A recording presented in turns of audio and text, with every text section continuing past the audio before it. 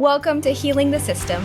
I'm your host, Leigh Roberson. In our very first episode, I'm thrilled to introduce you to Sally, a professional playmaker and the owner of PlayMore Charlotte. Join us for the next hour as we explore the importance of regulating our nervous systems through play. Okay, so let me ask you this. Ask me.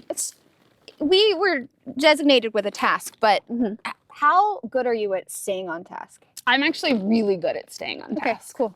But I can also abandon the task for a more interesting task if need be. No, I was because the task is not critical. I was just genuinely curious. Yeah. Some people I have a very checklist brain. Okay. And I've found as like a very creative person that my brand of neurodiversity is not common among creative people. What? Okay, tell me more. I feel like a lot of the people that I've worked with, especially so far through PlayMore, either identify as or like have been diagnosed with ADHD and have like this very like sort of mind map way of thinking. And I have a very bullet point list, check the boxes way of thinking. Okay. So that's been a real adventure. Do you consider yourself neurodivergent? Maybe. I don't know. Okay. I don't know. I feel like my brain works quite differently than a lot of people. So maybe, but like, it's not an identifier that is necessarily like important or critical to me. Yeah. And also having worked with like a lot of children with autism throughout my life, I'm like, you know, if I am neurodivergent, it has not been disruptive to me at all. It has only been an asset. So that's the key there. I think what you said is, I think so many people literally look at neurodivergency, especially an older generation, right, as a problem or something to be fixed. And which it's not. So that's a good point. It's not. And so I think that like the more that I've been exposed to it, because I was diagnosed with ADHD in like 6th grade. Okay. But I also had a traumatic childhood. And so like my therapist a couple years ago was like, no, you have PTSD, which can like be a crossover. That makes sense. But I for sure have ADHD. Once I started like working through the PTSD and the trauma, I'm better at concentrating. I'm better at keeping focus and those kind of things. Yet, you know, I can hyperfocus and I can get excitable and all these other things that aren't necessarily just ADHD, right? Like it's just humanity. Right. Yeah. It's just humanness. But my mom's ADHD. I know that I am after like even talking to other friends and stuff like that. But one thing I've noticed is like getting more into the world of like autism is like, of course, you know, there's different trends on TikTok and everyone's talking about different things. Yeah.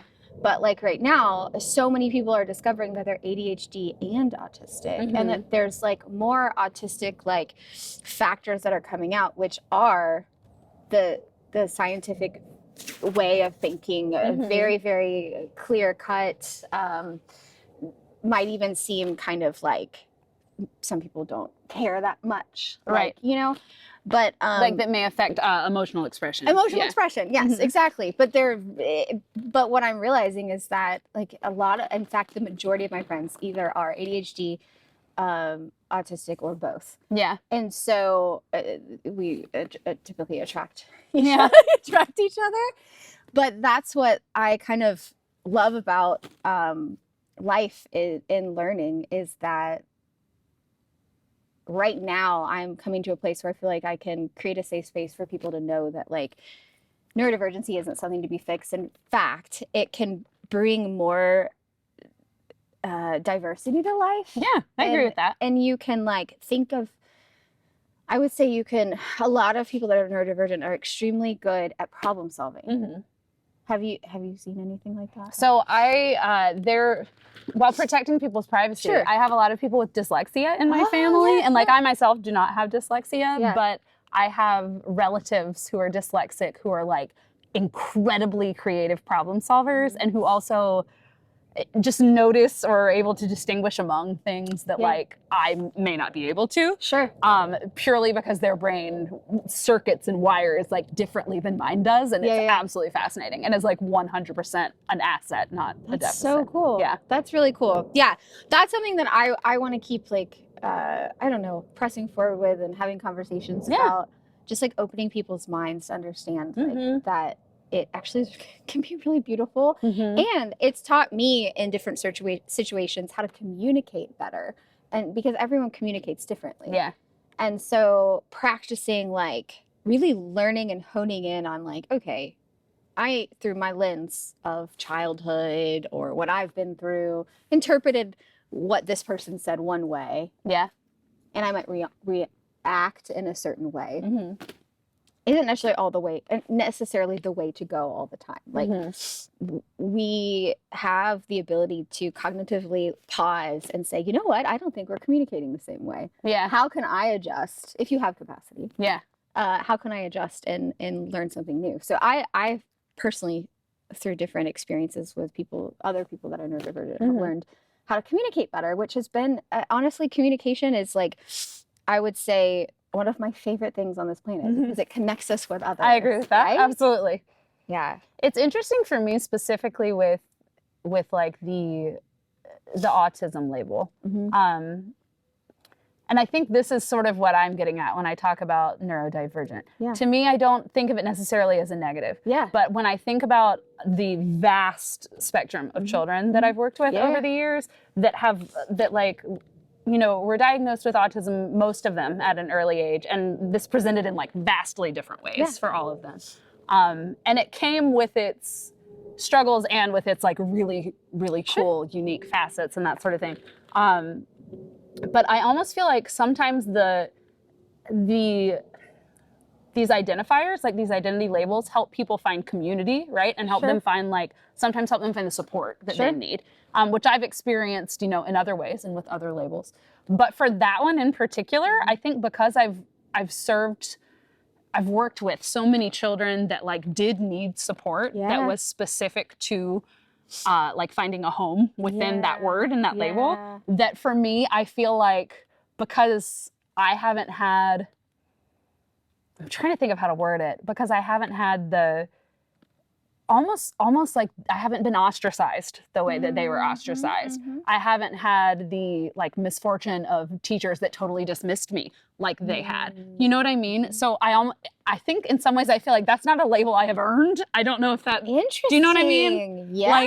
It almost feels for me like that category should be protected in some way. And I know that sounds gatekeepy, but I mean it for myself. Yeah. I mean if I haven't had to seek services, or if I don't feel that I've had to mask, if my version of quirkiness has just always kind of been accepted, then for me, I think that's why I've never really fully leaned in to the word neurodivergent for myself. Yeah. Because I'm I don't know that I need it to find acceptance and community, and other people might. Sure. And I know it's not pie, right? Anybody can who can use that label. But I think for me, that's sort of where it's at, where I'm that's something that I don't necessarily need right now, and somebody else might. And so it's a term that I respect in that way. Sure. If that makes sense. No, I think that's really good. I love that. So one thing you mentioned was that you have this way of thinking. Yes. Very bullet point. Okay, so tell me about this ball pit and how you keep it clean, because the ball pit does not look like a bullet point person. No, it doesn't. Right? Okay, so first of all, I feel that I should say that despite being a meticulously organized thinker, I also love stuff. Okay. And I've always loved stuff. Yes. I had a really intense eraser collection as a child, but it was very meticulously organized. Wait, hold on though. By the time we're done with this, you're going to be you have autism. Which I am here for. Other people have told me that before. And I'm it's fine if I do. Anyway. I digress. I mean, you were in my house moments ago. There's a lot of stuff in there, but I treasure my stuff. Yeah. And I know for a lot of people, they're that's materialistic, and minimalism is more significant to me. And I'm that's so great for you. That's I so love that great for you. Yeah. I love stuff. I love a junk mall. So for me, I think I skew I prefer more stimulation. I'm sensory seeking in that way, whether it's colors or things to touch or music. Yeah. And so for me, this is just I can play, I can sink in it, I can kick in it. But at the same time, I don't want it to be a Chuck E. Cheese ball pit with with a rogue pepperoni in it, and I'm literally urine and vomit and fluids. None of that has ever been in here. Sorry, I took you to a place that is not a place of peace. Just then. I just went to a really bad place. I think maybe I had some trauma at Chuck E. Cheese. In a Chuck E. Cheese. Well, the animatronics were horrible. They were really scary. And it was still Showbiz Pizza when I was little. Oh. So it was, which for some reason is like, I don't know, there's like a gray lens over Showbiz Pizza in my memory. It's sort of a scary place. I think I might need to take this to my therapist. The way my stomach just we need to unpack gut, like Chuck we E. might Cheese. need to unpack Chuck E. Cheese. I'm so sorry. Let me tell you how I cleaned this ball bed to make you feel safer. Okay. So the reason I even have a ball pit is because last year, right here in this very backyard, yes, tell us. Some friends and I had just been, living.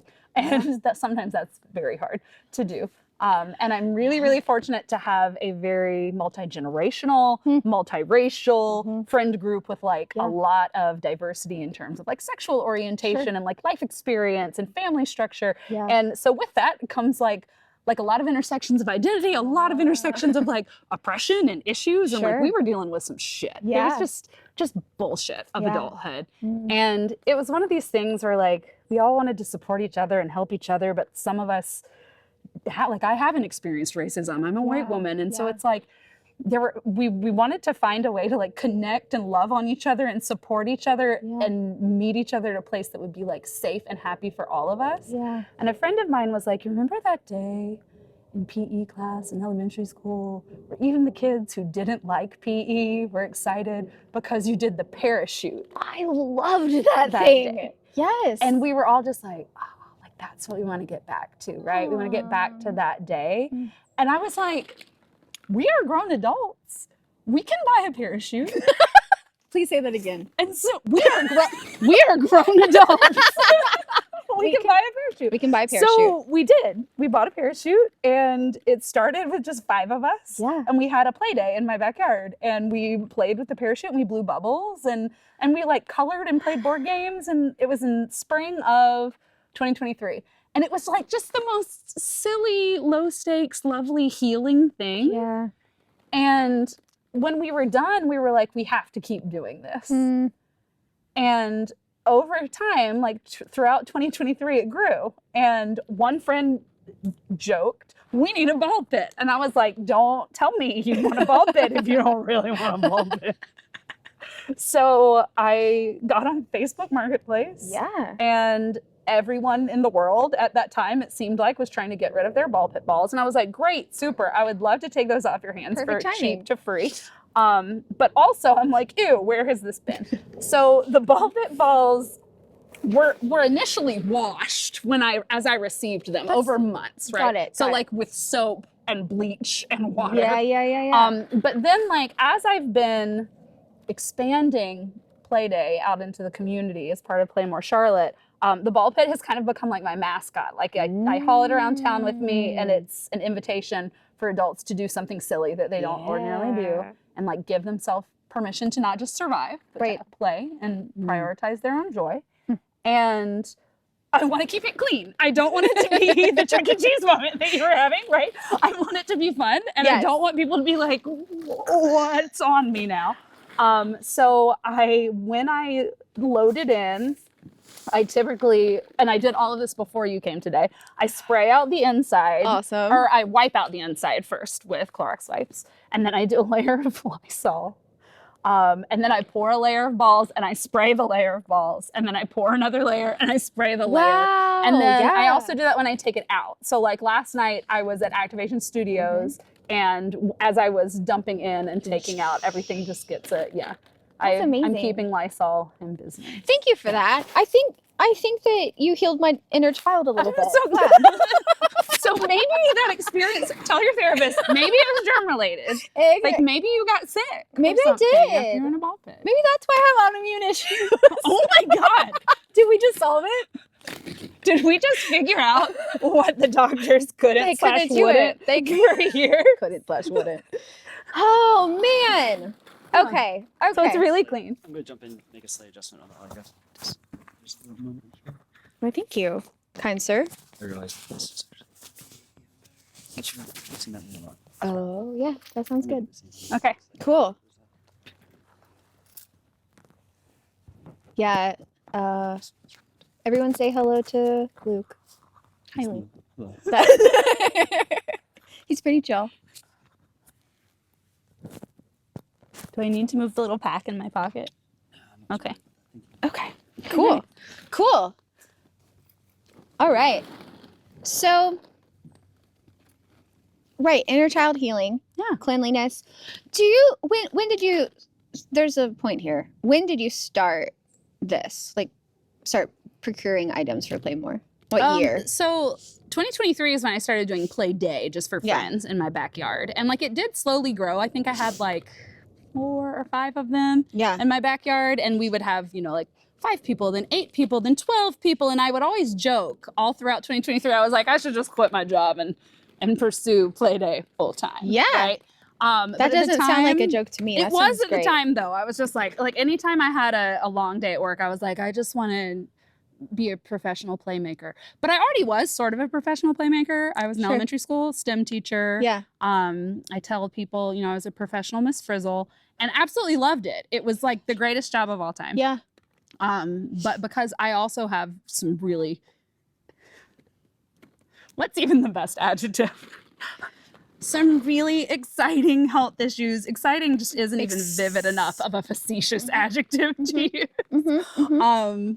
I had a really, really intense medical experience earlier this year. And ultimately, it just like became very, very clear that I couldn't handle that level of germ exposure. I mean, I was seeing like 500-ish beloved children between the ages of 5 and 10 every week. They rotated through my STEM lab the same way they went to like art and PE and music and that sort of thing. And everything was very hands-on. So even with the most meticulous cleaning I could manage, I was getting sick a lot. Yeah. And when I get sick harder and weirder than most people do. Yeah. And so I realized at the end of last school year, like in April, May of 2024, like I wasn't going to be able to return in that capacity. Yeah.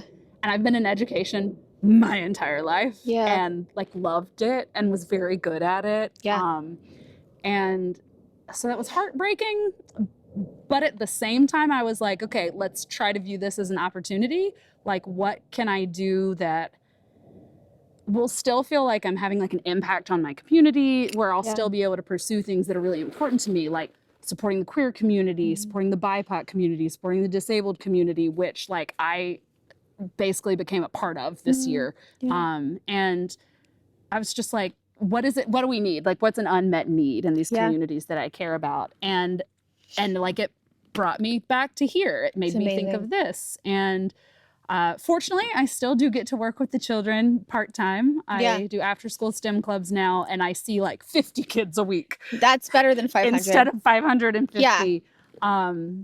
And love them so much. It's amazing. It's absolutely incredible. A lot of people have asked me, like, do you want PlayMore Charlotte to become a full-time thing? And I'm like, I know a lot of people want me to want that, but no, because I love working with children. You love working with the kids. As much as I am passionate about adults playing more, I also, like, children are so over-tested and so dismissed and so stigmatized. And like, going back to what we were talking about, neurodivergent kids, a lot of kids are written off before they're ever even listened to. And so like, I want to still be present in that area for those children. And just selfishly, it's super fun. Children are hilarious. And like being a science teacher or a STEM teacher is the best. Yeah. Because we just play. We play. Like we build and we play and we do experiments and we make meaningful messes. And like all I need is a school bus and a lizard on my shoulder. And I have the wardrobe. Miss Frizzle. I am Miss Frizzle. Yeah. I would have loved you as a kid. It's really fun. Needed a you. I was dismissed. I was for sure dismissed. I was super hyper and I wanted to be in everything, but then I also withdraw and I couldn't focus. You know, stuff was rough as a kid and I didn't want to go back home. But I also didn't know how to operate in the classroom either. Yeah. And I remember there was one teacher, Mrs. Helmer. I still know her. Oh, yay. I was in 4th and 5th grade with her and she made time for me. Yeah. And the way I remember specifically, she did this test where she tried to figure out if we tested better with or without music. But she gave us the opportunity to listen to music while we were testing. And I remember feeling so seen. Like, wait, what? I can have stimulation around me because I need it. Like, I can't handle this quiet ass classroom right now. And I hear the clock ticking. And that's such a simple thing to let that's such a simple thing. Yeah. She was my best friend's mom. And I was at her wedding a couple years ago, and she was there, Mrs. Miller. Oh, I bet that was the loveliest little reunion. I loved it. She gave me the biggest hug, and I was like, yeah. So an ode to Miss Helmer out there. But I don't remember a ton of my teachers, but I remember her very well. And I think that's the thing is like what you're talking about is so without going into a ton of my background, I was a nanny for 13 years. Oh, really? Yeah. Okay. I was a nanny for 13 plus years. Then I started a national household staffing company. So I don't nanny anymore. And I used to love being around kids, but then I started getting burned out, to be honest. Yeah. But it was when my autoimmune really started kicking in. And I didn't have the capacity to offer the kids what they needed. Yeah.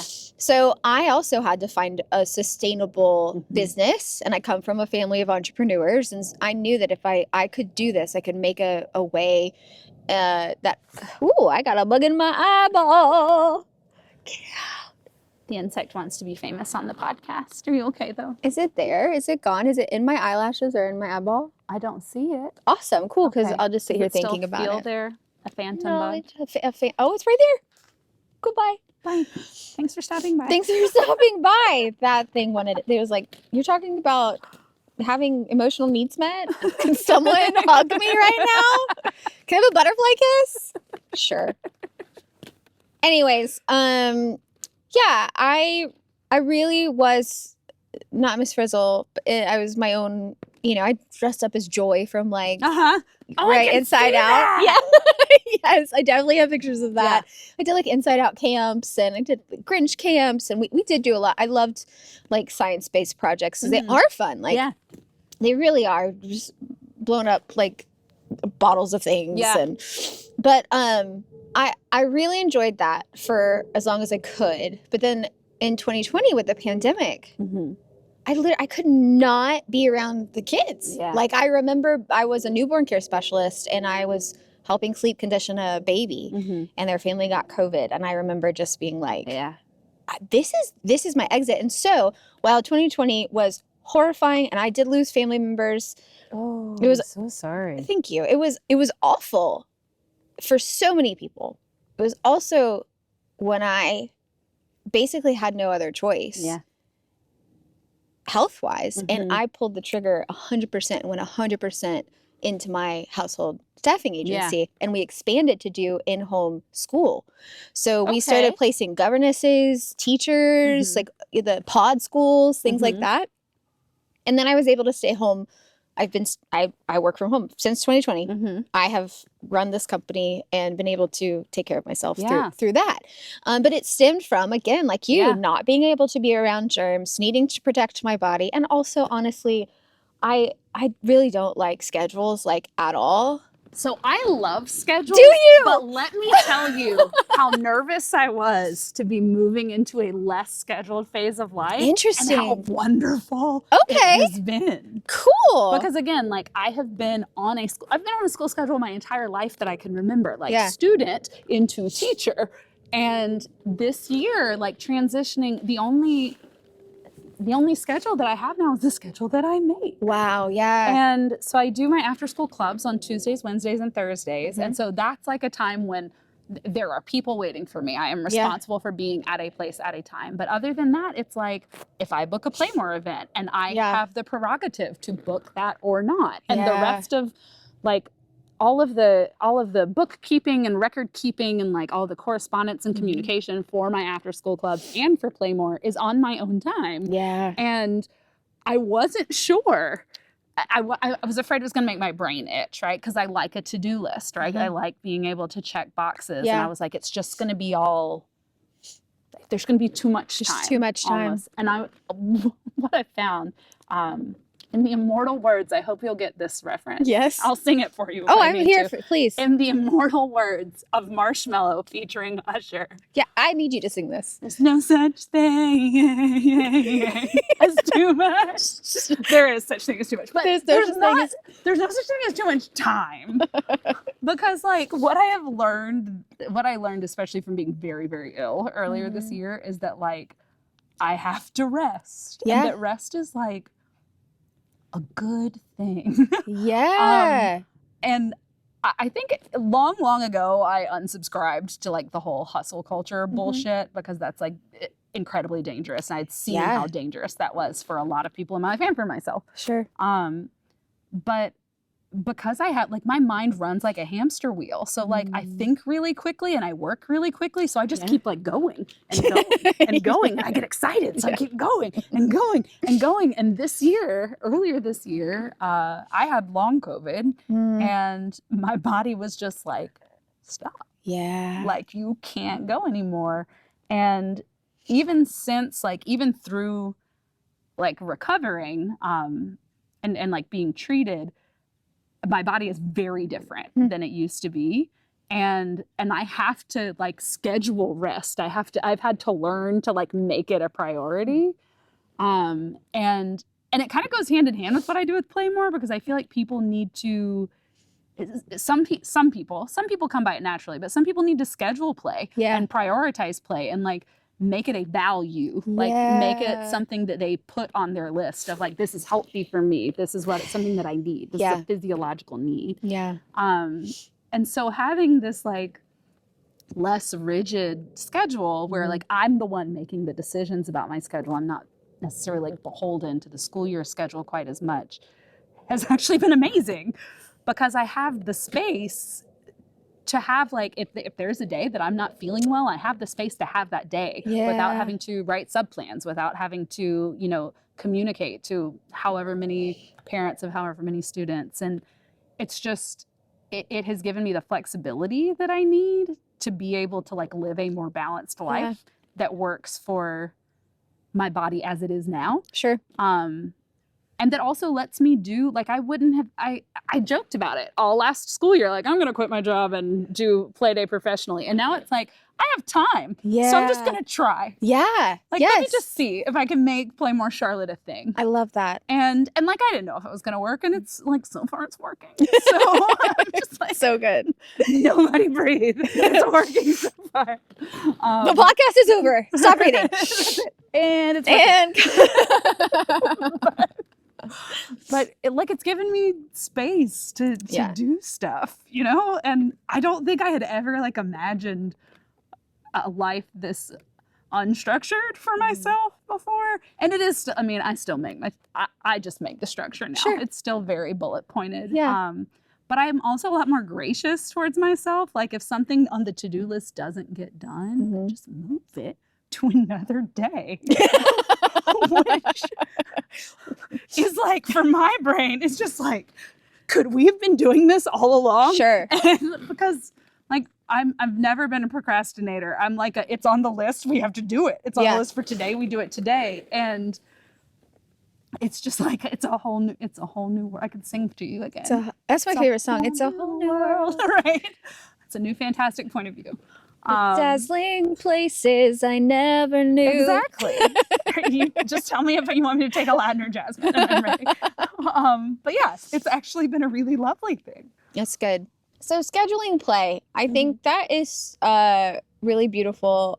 And it seems like kind of what I was hearing you talk about is making room for yourself. Yeah. Like that's essentially what you've done. Mm-hmm. And I think we live in a society where little robots were raised a certain way to be very in this box, white picket fence, 9 to 5, retire. Right. You work to retire. And you don't live or enjoy yourself until then. And right. No, you go on cruises when you're old. Right. Or whatever. And that just feels like a really sad way to live because we really aren't promised tomorrow. Right. I mean, especially, I assume you can relate with part of your story, which I'd love to learn more about. But having health issues is a really big reminder that we're not promised tomorrow. Yeah. And I think that's been like the driving force for me as well, as like, if we don't slow down, our bodies will slow us down for us. 100%. Yeah.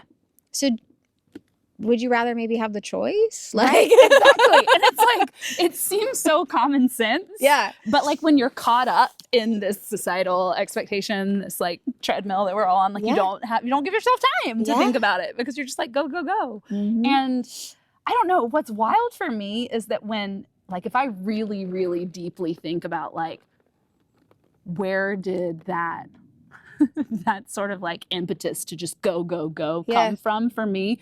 It's just me. Sure. Like, it's also what I'm absorbing from society, sure. But like, I've told a lot of people this in like the origin story of PlayMore. I grew up with very silly, loving, playful people. Yeah. So like, I was incredibly fortunate in my childhood that I had a role model. I had 2 role models of like, you can be a responsible adult that cares for people and also be deeply silly. Yes. And so like, I wasn't, it's not like I grew up with like really intense, strict workaholic parents. I didn't. Yeah. That's just, I was, even in school, like I was a really serious student. Yeah. But I did 1,000 things. I did theater. I did like choir. Yeah. I did all these things and I fit it all in, but I just like went super hard on everything all the time. But isn't that part of like being a multifaceted human? I mean, we're all complex. And like, I think there's more room for different pieces of us, right? Like I have spoken at national conferences, but I'm also sitting in here with a ball pit, right? And like, anytime we go on like trips and stuff, I'm, doing cartwheels and climbing the playground. Yeah. But I also work with billionaires that are like, you contain multitudes. I do. That's the thing is like when you start making room for yourself and you don't have to mask who you are or makes yourself smaller to make other people feel comfortable or like you're fitting into a certain box that makes them feel a certain way. Life just it's quite a lot easier to breathe. And I used to lose sleep over making someone uncomfortable. Yeah, same.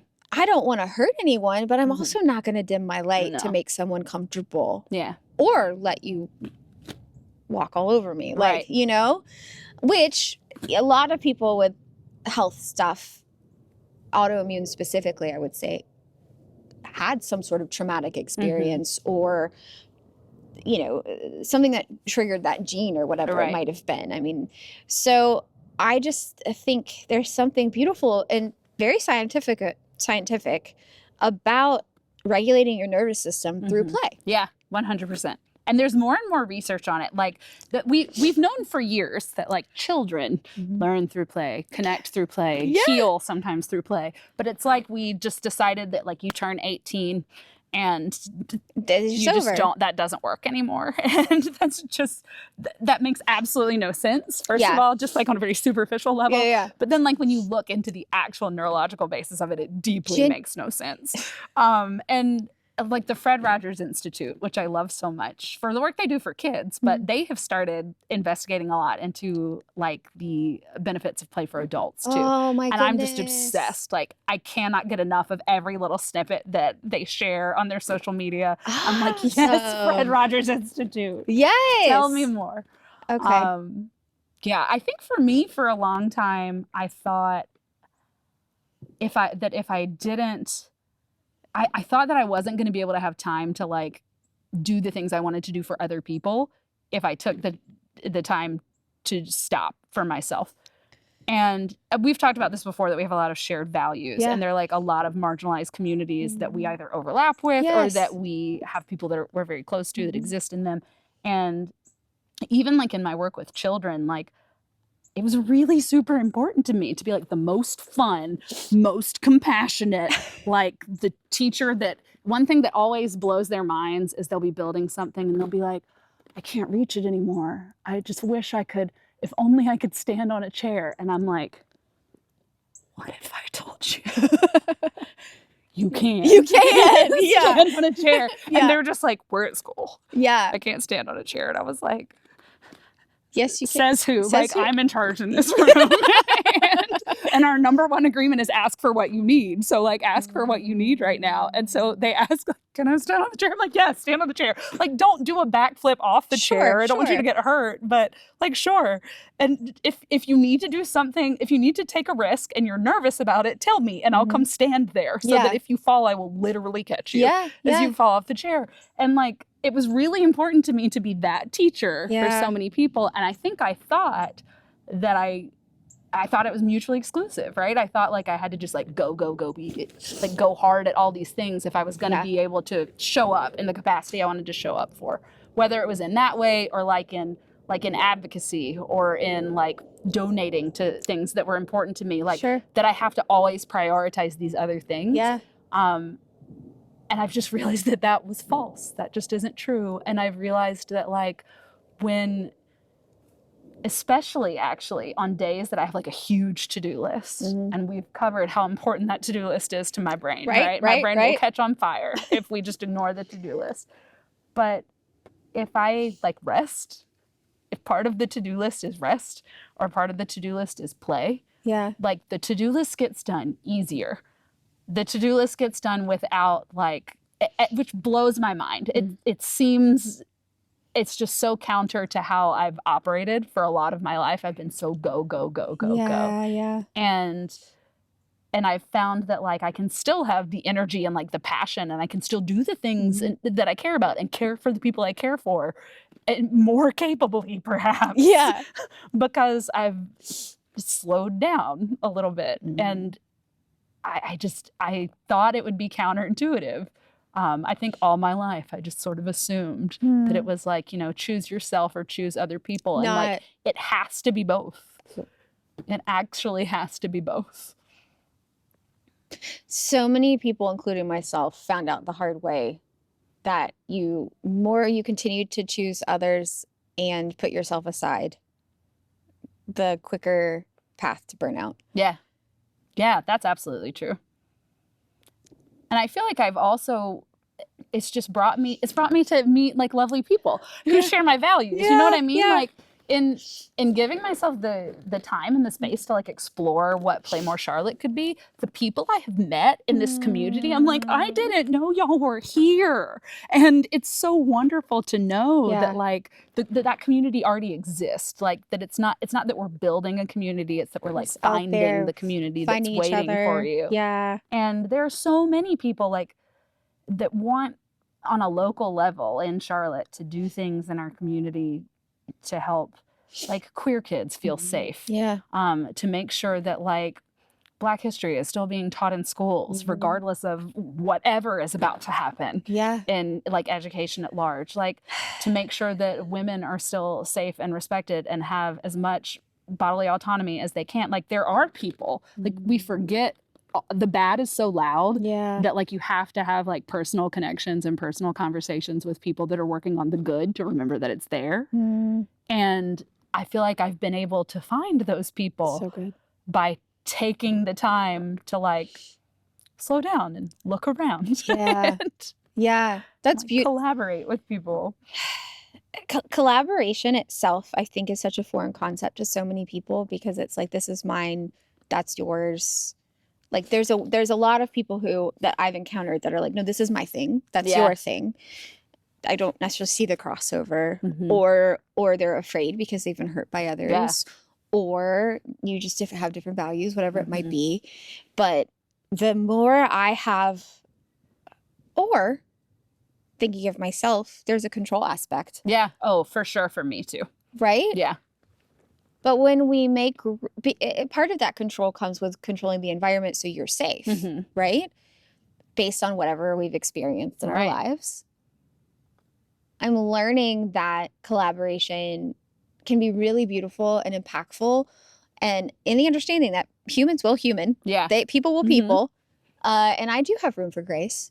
But using the lens that I've learned from the mistakes I've made in the past or the experience I've experiences I've had in the past as a way to actually start taking the bricks down from the wall that I created to keep people out. Because like you said, everyone's looking for each other. Yeah. We can't find each other if we just keep trying to full-heartedly wall up ourselves in. And that's hard work. It's really hard work. Especially when, we're two white women that I'm saying I've had it hard, and I have in my own way. Right.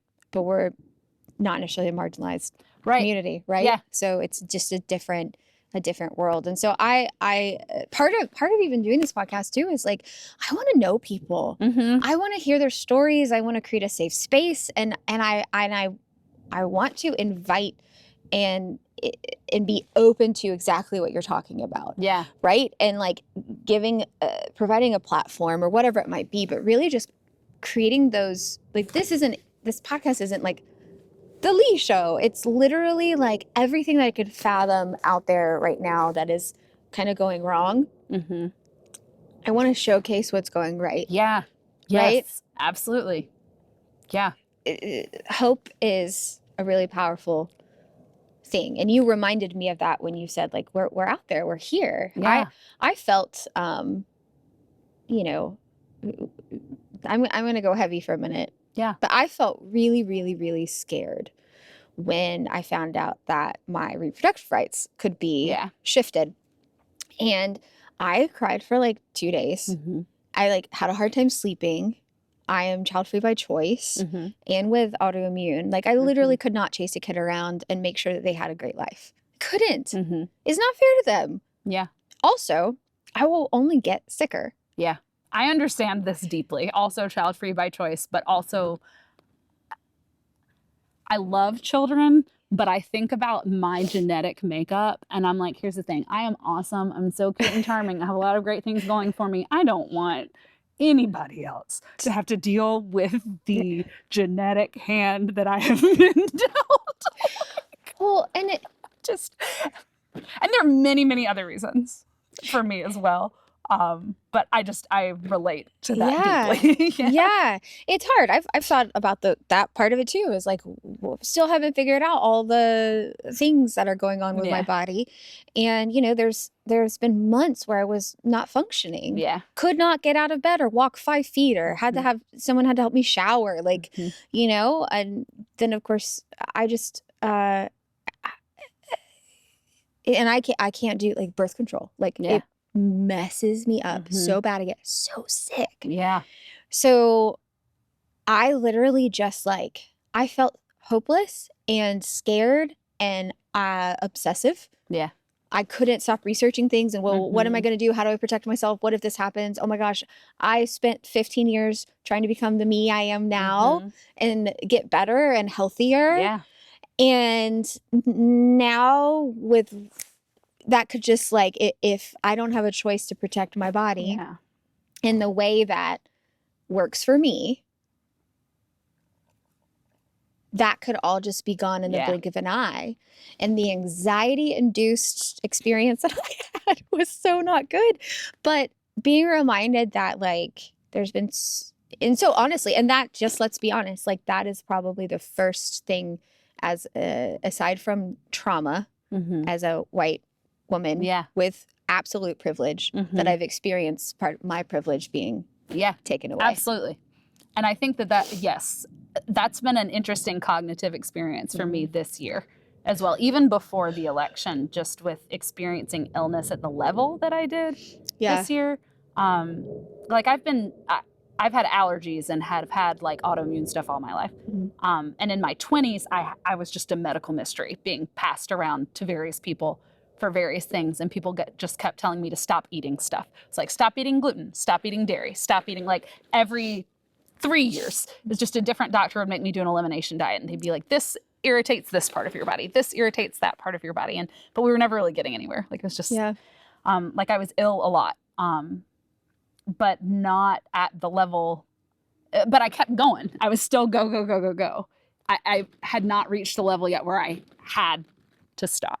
And it's a new, I hear what you're saying, talking about our privilege as white women, because all my life, I feel like I've had a lot of people of color in my life growing up, and have been very fortunate in that, and was also raised by people that sort of recognized privilege before that was a word that we were using. Sure.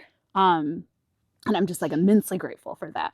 But I have known, you know, that like there are people in the world that are like, if I'm having a rough day, like somebody is having it rougher because of nothing that they did, just simply because they exist and because someone hates them for things that are not only beyond their control, but that are just like ridiculous, neutral, positive aspects of their identity. There's it's not like they did something wrong. Yeah.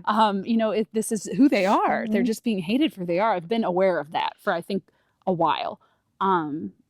And, you know, increasingly so as I've gotten older and have like understood political things more.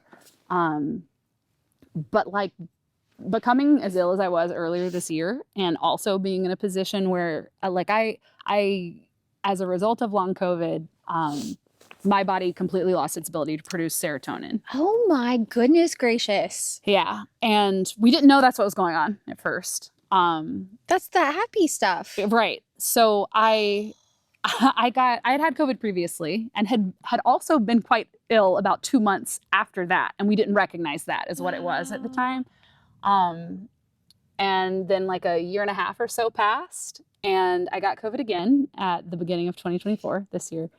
And like took it wasn't Paxlovid, I couldn't take that because of contraindication with another medicine. It was molnupiravir. Okay. I remember the name of it because I wrote a parody to Alanis Morissette's Uninvited about molnupiravir because it made me vomit so much. I love that you wrote a parody about that. I think it was called Unexcited. Yeah, Unexcited. I was unexcited to take the molnupiravir. Oh my goodness. That's why I remember, because I sang about it. But I was okay. Like the medicine made me sick, but then I got better, right? Like COVID's over, hooray.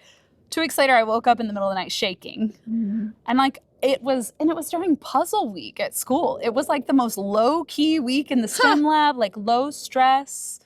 It was like we celebrate International Puzzle Day, and it's just this very mellow vibe in the STEM lab.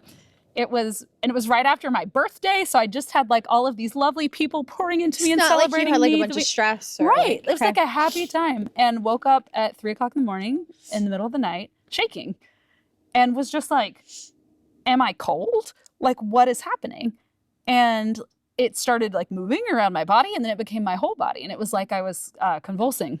But never lost consciousness. So I'm like, you know, I woke up my partner. I'm like, I don't know what's going on. It's not a seizure because I'm present, but like write down what time this started just in case. And, I have panic disorder. And so I was like, is this just the most dramatic panic attack I've ever had in my life? And if it is, what in the world, what am I panicking about? Like I thought I was in like a good headspace. So I'm like, what's going on? Was your heart racing at all? I don't remember, to be honest with you. I was really probably because I started to panic because I was shaking. So I woke up shaking, and at first thought I was cold. And then I was like, but I'm not cold. Yeah. So what is going on? And then it got really, like convulsing, like Exorcist. Like, oh my goodness. Yeah. And then I got scared and got panicky. But what was really wild is that I then started stuttering. And when I started stuttering, I was like, I don't know if I'm having a stroke. We need to go to the hospital. Goodness. So we went to the hospital, and it continued, but stopped for maybe like 10 minutes and then started again. And it kept doing that for like the next 6 weeks of my life. They did all the scans, they did all the things, they did all the blood work, your labs look good. Oh, that's my favorite. They're like, your labs look great, and like, you're not dying right now. And I'm like, I am convulsing, but okay. Yeah. And they told me they thought it was stress. And I was actually willing to, that didn't feel dismissive to me at first. Because at first I was like, I am a deeply anxious person. And like, I do have panic disorder, and it had been very well controlled for many years. So I was like, again, I don't understand why it's coming out right now. Yeah. But I was like, okay, let me talk to my therapist about this. And my therapist was like, I don't think this is just stress.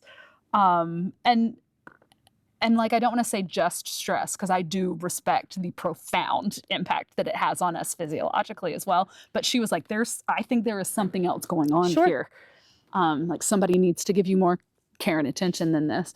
And the neurologist that I went to was my first really heavy experience with like medical sexism, where I was just so dismissed so quickly and was literally equated to a child. He was like, this is like when a child has a stomach ache because their parents are getting divorced. No. We don't tell them that their stomach doesn't hurt, but they don't have a stomach bug. So this is just your body. This is just you know, having a stomach ache. That was how he explained to me. How far did your head tilt? What, right? I'm just really curious. Can you show me how far your head tilted? Head tilted. Pretty far. And it was one of those moments, to take this way back to how this tangent began, where I was like, oh, so many women of color in my life have been treated like this every single time they've gone to the doctor, all their lives. So many people that I know that, you know, way more than I do, have been treated this way every single time they've gone to the doctor all of their lives.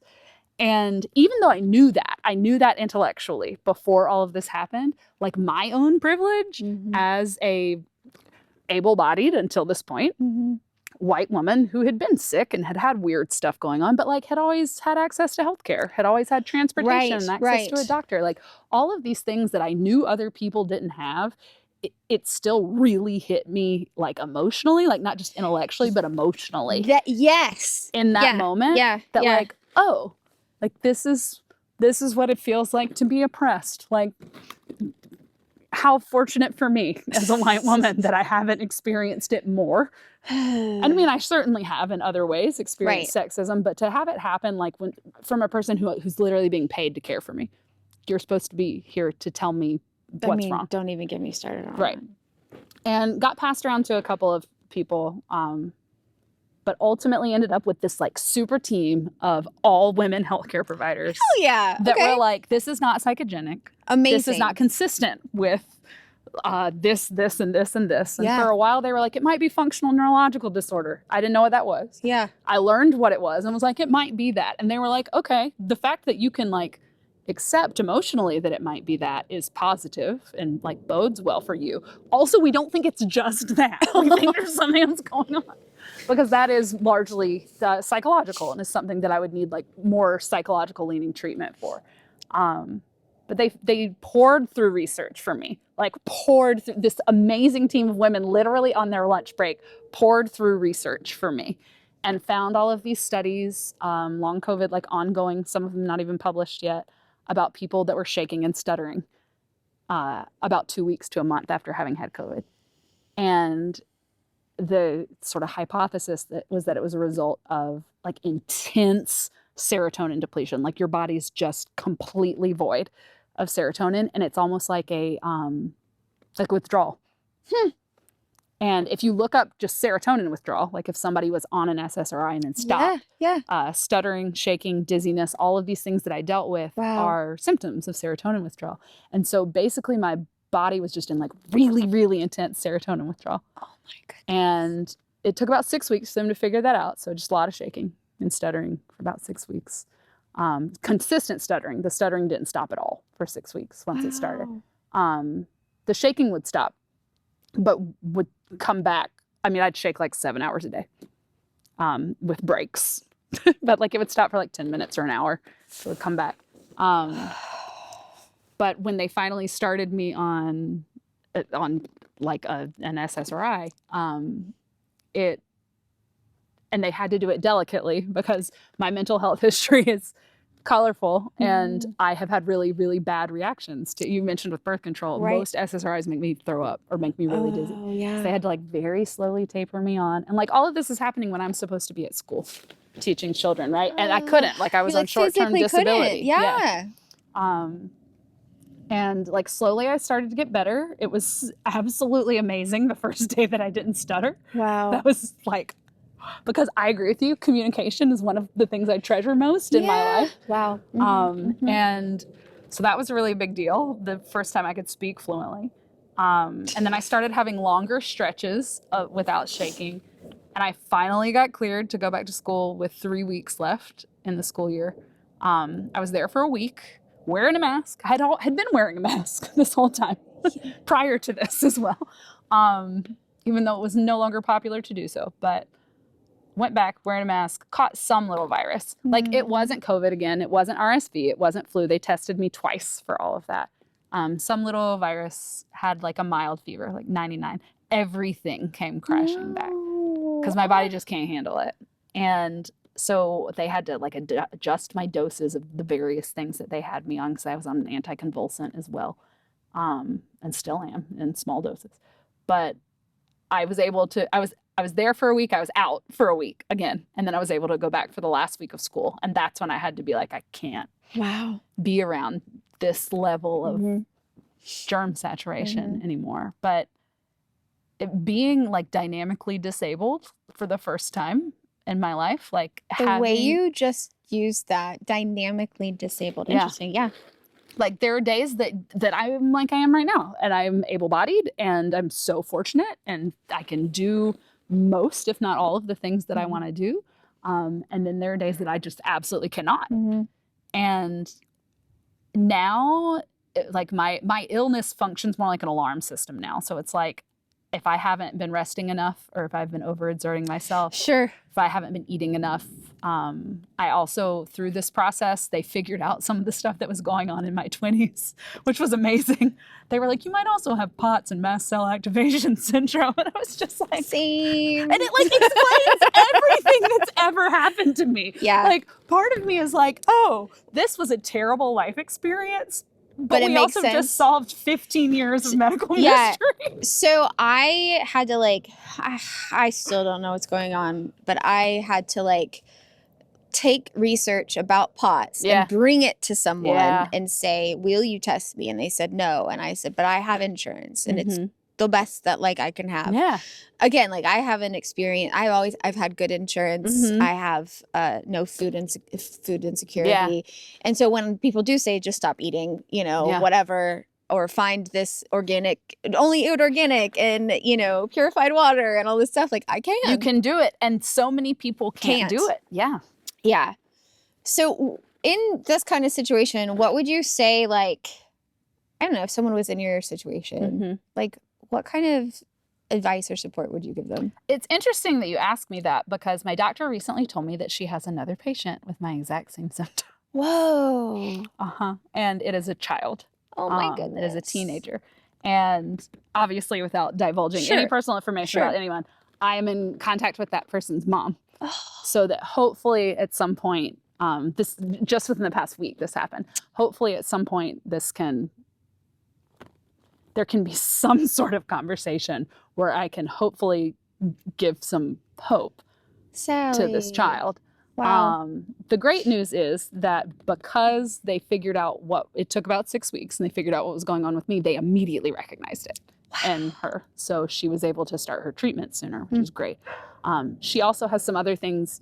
There are differences, you know, we have different bodies. So, but I've been thinking about that a lot for that reason.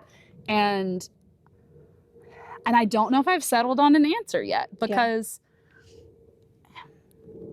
I get frustrated, and it was hard for me when I was super sick. I get frustrated with the toxic positivity. Okay. Yeah. Because it ends up being a lot of like, other people have it worse than you, so you can't feel your feelings. And I think that there has to be a balance between like what we've been talking about. I recognize the deep privilege that I have, and there are so many people that like this would have destroyed their lives. Yeah. And there would have been no bouncing back from it because of factors that are completely beyond their control. Like, recognizing that, I think, is super critical. But I also think that like you have to let yourself feel mad when you're mad, and sad when you're sad. And you have to remember that you also deserve to do more than survive. Like, which is why you started PlayMore. Yeah. Because I genuinely believe that we all deserve to rest and play more. Like you shouldn't have to earn joy. That is like the reason that like we are not alive to just work like a cog in a wheel. Like we're alive to connect. And play helps us put ourselves in like a slightly more vulnerable place, I think, where like we have some of the vulnerability we had as a kid on the playground, where we're just like open to new connections. And so, like, I don't know. I guess that's my long answer to say I don't know yet what advice I would give, because you don't want somebody to stay in a doom and gloom space. That isn't constructive either.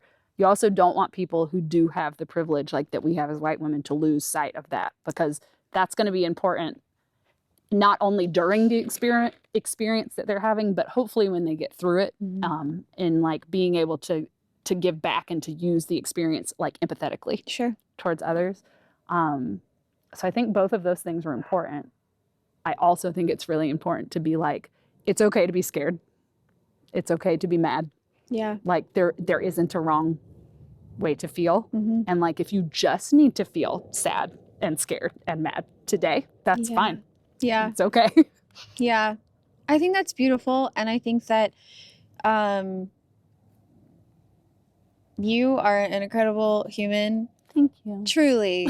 Sweet of you. Thank you. And ditto. Oh, thank you. Ditto. I'm really glad you're in the ball pit. And Yay. I might move in with you. That's totally fine. Okay. As you saw, my guest room is full of ball pit stuff. But there is a bed in there. You can claw your way through. Perfect. Just learn to swim in the ball pit. Yeah. Just push your weight past the STEM club stuff. Roller I'll coaster always have club things is to a play miss. with. You will never be at a loss for toys. That is the truth. That is so funny. At my house. Speaking of toys, we haven't played with this yet. Really? Just like booked you in the face. You need to put it on like an astronaut. I feel like we just had some very heavy conversations. We did. So. I think we need to play. We need to play more. Oh! I was trying to get it in without hitting you, and I succeeded. You did. I told you that there were some things hidden in here that I didn't want to tell you about. But now I kind of want you to know that they're there so you can look for them. Can I tell you what's in here? Well, I feel like I do want to know that, but Oh. I'm looking for that. There was something I saw earlier, and I was super curious about it. It looks kind of like that. It wasn't a... Oh! Oh. Why is there a hot dog in here? This is not a hot dog. It is. This is a chocolate sprinkle. It's not. It's a hot dog. This is a chocolate sprinkle. These are rainbow sprinkles. It actually makes more sense when you put them together. It does. It makes a lot more sense when you have the whole pantheon of color. I mean, here's a pink one. Yes. A lot of people find the brown one and the red one. Oh, and actually, there's a whole cluster of hot dogs for you.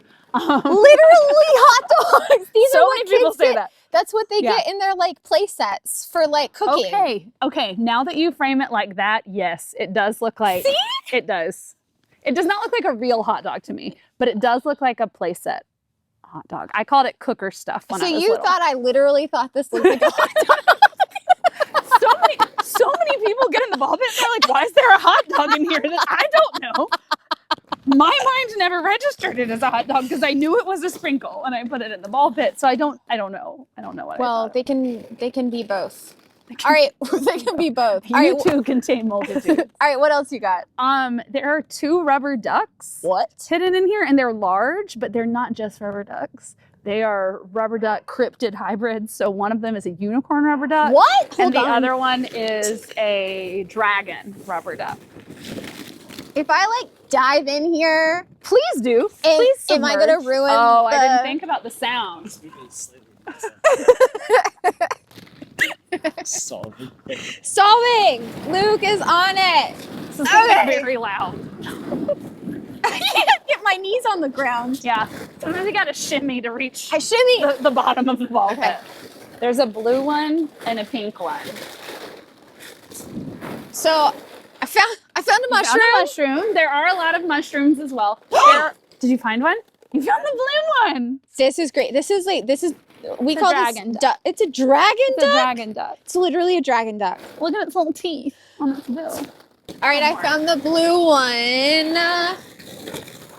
If you see a Lego, don't be alarmed. They are squishy Legos. They're squishy, not the real ones that will like lacerate you to the bone. Okay, they're not pointy. I would never make someone sit on real Legos. I really like this color. Oh, that is beautiful. That's sort of a cloudy. Also, you have a Lisa. That's Lisa Frank. It is. That's Lisa Frank. It is. It's from Etsy. You can find everything on Etsy. Can I touch it? Yeah. It's my childhood. Right? Mine too. Oh my God. I loved Lisa Frank. Did you have her stickers? I was obsessed with Painter Panda. Yeah, I was a Painter Panda girl. I was obsessed with pandas, actually. So when a panda came along in rainbow overalls, I was like... I'm curious if you can feel your feet. Or I can, but I have on really, really... I'm going to visit friends in Chicago next weekend, so I just bought new socks. That's amazing. Have you lost feeling in your feet? Are they so cold? I don't have extremities anymore. Oh no. It's fine. It's just part of life. Do you have Raynaud's phenomenon? I do. Okay. I do have Raynaud's. Yes. One time I was at the Biltmore and it started snowing and all of a sudden I couldn't feel my toe anymore, which is ironic because I've already lost one. Oh my goodness. So not because of Raynaud's though. Okay. But I couldn't feel it. And it was the same toe, but on the other side. And I'm like, what is happening right now? And that was the first time I realized I had Raynaud's. And my toe was completely white. And I was like, I'm not losing another toe. And I was like warming it up. Yeah. Be careful on escalators, by the way. Why? Because that's how I lost my toe. Oh my goodness. That's terrible. It is. That sounds so violent and traumatic. Maybe that's why I forgot what we were doing because I'm imagining you losing a toe. Well, we can stop because it's a lot. It's a lot, and you're getting really cold. I could like live in here. It's really great. I have one of my life goals is to get in as many different types of ball pits as I can. Okay. I have been in a real Lego pit, which was not comfortable at all. A Lego pit. Don't recommend. My little geeky Lego heart was thrilled to be there, but my body was like, this is prickly. Do you want to know how I don't like being unkind to people, but if I'm going to, do you want to know what I say? I do want to know, please. Go step on Legos. Go step on Legos. So again, I don't recommend the Lego pit for that reason. It's very painful. I've been in a marshmallow pit. It wasn't real marshmallows. I wouldn't have been able to handle it. got really... Oh, are you allergic to marshmallows? No, it was just... It'd just be too sticky. Sticky. It'd be too sticky. Not a fan of stickiness. So what's your next... you just did a big event. I did. In November, we had our first adults-only play day. We're doing that again. Okay, tell me about it. We're doing it on March 8th. We're doing it later. Our first one was at 9 o'clock in the morning on a Saturday. And there was like a lot of very specific rationale behind that decision. And none of it makes sense in retrospect. Because it was too early. Yeah, because I wanted to go and then I saw it was at 9 and I don't wake up till like 11. Well, great news. On March 8th, we're doing it from 11 to 3. So even if you wake up at 11, you can come at noon, still going to have 3 hours of the event. That sounds amazing. Yeah, we don't know where we're doing it yet. We're in talks with a couple of different people. So I can't say yet. Oh. I really have my fingers crossed for one in particular, so we'll see. But I'm partnering with the same people I did last time. So Jasmine Vialese from Dancing Lotus Yoga and Arts. And then Lakaya Hicks from Home Place Retreats. I'm in contact with her, by the way. Thank you for that. Yes. So you know. Thank you for that. I am in contact with them. Yeah. They are wonderful people and really helped bring, coming from like a yoga and a retreat coming from the background that both of them come from, they did a lot to balance like the high energy play with like rest and peace.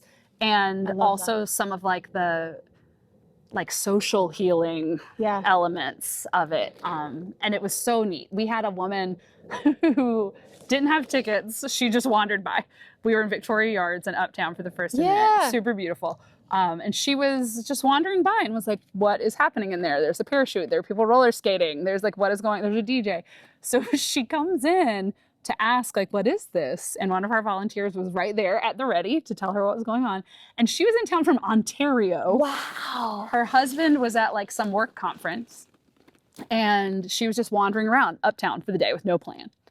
And so she came in and had the absolute time of her life. We had the Dino Do-Gooders there who bring inflatable suits. Yeah, I saw that. Everywhere they go. I'm going to need to be friends with them. They're amazing. Okay, They're the greatest people.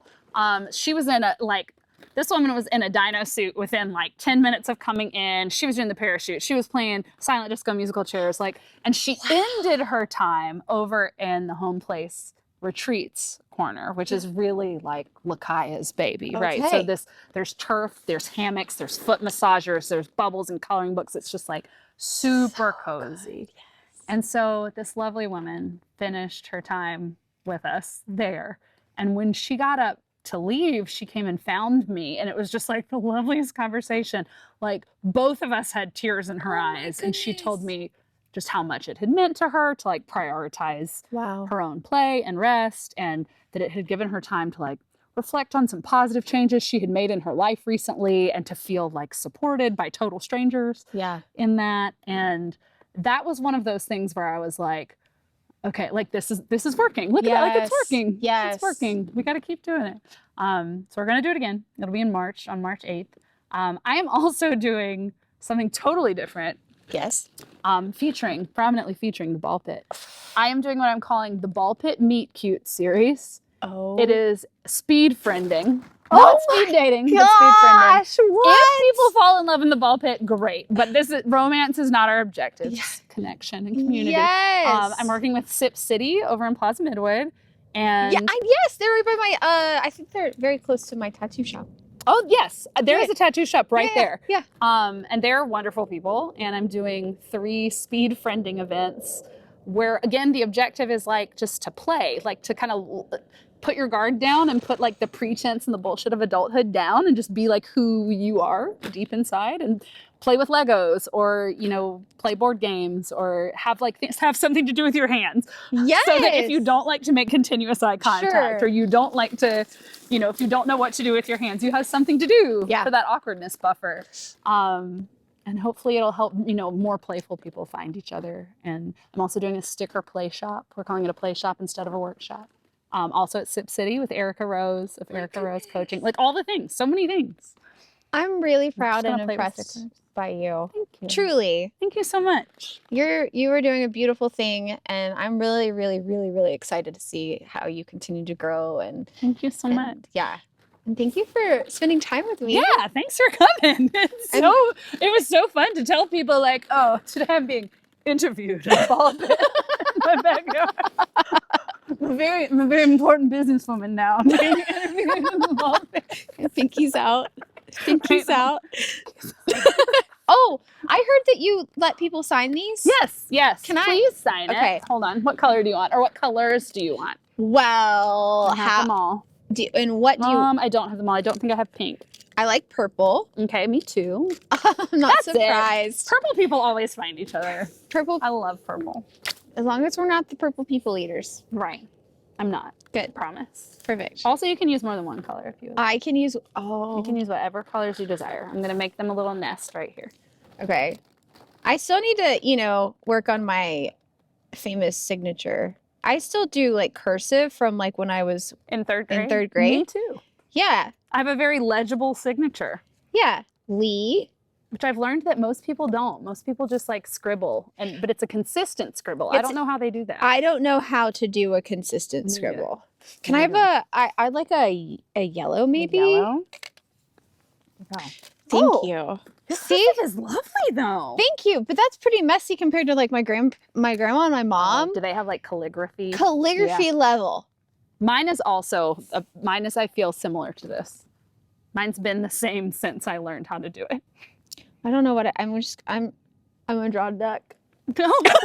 I'm gonna draw a duck. Hashtag duck culture. I honestly feel like I'm gonna have to Google that before I commit to it. Maybe there could be sides of duck culture that we don't understand. You're right. You could be inviting. I mean, it's it's just like pineapples have their own reason. Right. You just don't know what you don't know until you know. Until you know, and you just really want to know that you want that. Exactly. Before you put that out there. Yep. I agree. So we can do some research. You can still draw a duck. It's totally I actually don't know how to draw. Wait, where did the ducks go? I'm gonna look at one for I guess like a circle at the bottom, maybe. Whatever you draw, I will accept it as a duck. So, and like a little and it goes like a triangle, a little swooshy tail. A triangle. Like a little tapered triangle tail. It's a little duck tail. I'm imagining like a rubber duck. I just want you to know that is such a duck right there. It's like a submarine. It does look like a submarine. It does. You're right. Oh no, don't lose that. There probably are. Maybe if you have like a black, I can put a nose on it, or an orange. You could label it with the word duck. Just to do that. Crystal clear. Listen, if you need anyone to teach people how to draw duck at any of your events, yes. When we do our sticker art workshop, be like, also with duck drawing lessons. Look. Okay, it that does look more like a duck now. It does. Okay. Who knew? Just a few little lines to go from submarine to duck. It's all about that finesse. And it can see now. Oh no, it actually does look like a duck. You did it. We have to let it dry. Don't throw it in here yet. It won't muss the duck. I'm gonna put it over here. I'm gonna go ahead and say that's one thing you probably should never wash. It's gonna be really important one day. It's gonna be worth the big bucks. It's gonna be big bucks. Oh my gosh. All right. Well, I'm really grateful for you. Thank you for letting me join you in this amazing ball pit. Thank you so much for coming. And it's been a delight. I'm so excited to see and hear who else you talk to and just the conversations that you have. It's gonna be really cool. I'm excited. And we're about to start traveling in March consistently. So I think I'll have very interesting opportunities as we go, because we'll be within the US, but also globally. That's going to be incredible. I've really never met a stranger, so I feel like I can. It'll be fun. A really fun experiment and good time connecting with people from different backgrounds. Yeah, so. That's going to be absolutely incredible. How long are you going to be gone? We don't have an end date. Oh, that's great. Yeah. That's the most exciting answer you could have given me. No, we don't have an end date. Oh, that's absolutely incredible. You're going to meet, I'm spilling Sharpies. You're going to meet so many fascinating folks. Yeah, we both have work for ourselves. Yeah. And then we collaborate with each other. Yeah. So I've produced some of his shows before, and then he is obviously filming this. Yeah. But yeah. So y'all have the flexibility to be on the move. That's do. Really cool. Yeah. So yeah, starting in March, we're gonna hit the road, Jet. But do come back into the ball pit whenever you want. I love you. All right. Well, Luke, I don't know if we're leaving. I might just have to stay. Y'all might live here now. We might live here now. Welcome. Okay, and cut.